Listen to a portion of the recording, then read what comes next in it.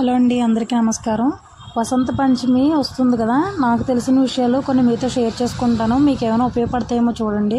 వసంత పంచమి అంటే ఏంటి, అసలు ఎప్పుడు చేసుకుంటే మంచిది, ఎలాంటి వస్తువులు ధరిస్తారు ఆ రోజున, అలాగే ఎలాంటి వస్తువుల్ని మనం ఇతరులకి దానంగా ఇవ్వచ్చు, ఇలాంటి వాటి గురించి మీకు ఈ వీడియోలో చెప్తాను. హిందూ మాసాల ప్రకారం మాఘమాసం చాలా పవిత్రమైనది. మాఘ శుద్ధ పంచమి నాడు వసంత పంచమి జరుపుకుంటాం. దీనికి శ్రీ పంచమి అని, మధుల పంచమి అని, వసంత ఉత్సవం అని పేర్కొంటారు. విద్యకు అధిదేవత జ్ఞానప్రదాయిని అయిన శ్రీ సరస్వతీదేవిని స్మరించి పూజించే రోజు ఈ శ్రీ పంచమి.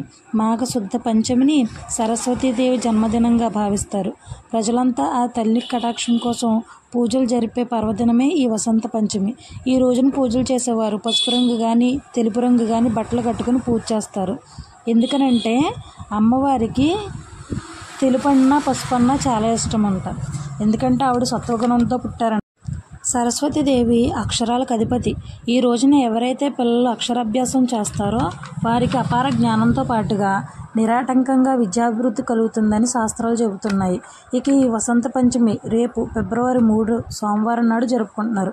వేద పంచాంగం ప్రకారం ఫిబ్రవరి 3వ తేదీన ఉదయం 7 గంటల 10 నిమిషాల నుండి 9:30 వరకు సరస్వతీదేవి ఆరాధన చాలా విశిష్టమైనది. అంతేకాకుండా ఉదయం 10:02 నుంచి 12:24 వరకు ఉన్న సమయం కూడా అత్యంత శుభప్రదమైనది. ఈరోజు పుస్తకాలు పెన్నులు దానంగా ఇవ్వడం చాలా మంచిది. సో నాకు తెలిసిన విషయాలన్నీ మీకు షేర్ చేశానండి. వీడియో నచ్చితే కనుక తప్పకుండా లైక్ చేయండి.